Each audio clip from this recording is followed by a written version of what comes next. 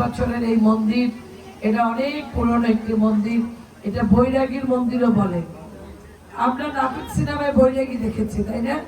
বাস্তবে আমাদের ভিতরে বৈরাগীর সংখ্যা কম, কিন্তু এই বৈরাগীর মন্দিরে এসে আমরা একজন বৈরাগীকে পেয়েছি, যার জীবন, যারা কোনো পারিবারিক জীবনে যায় না, যারা মানুষের জন্য জীবন উৎসর্গ করে, মানুষের কাজে নিজের জীবন উৎসর্গ করে, তার জীবনের সব সুখ শান্তি সবকিছু তাদের ধর্ম এবং এই মন্দিরে তারা কাটিয়ে দেয়।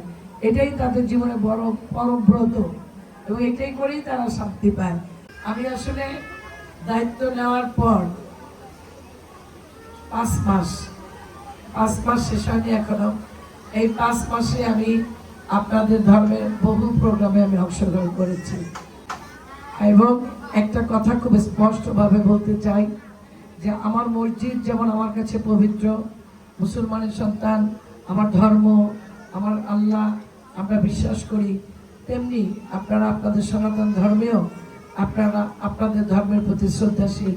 আপনাদের মন্দির, আপনাদের এই সমস্ত ধর্মীয় প্রোগ্রামে আপনারা আসেন এবং আপনারা আপনাদের সৃষ্টিকর্তার কাছে আপনারা অনেক কিছু আশা করেন বা অনেক কিছু চান।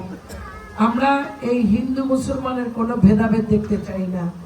এই দেশ, এই বাংলাদেশ, এই বরিশাল আমাদের, এটা আমাদের মাথায় কাজ করতে হবে। যে বোনেরা এই আশ্রমের, যে বোনেরা এখানে এসছেন, ভক্তরা, আপনারাও এই মাটির বা এই এলাকার, তেমনি আমরা যারা মুসলমান এই বরিশালের, আমরা এই বরিশালের সন্তান।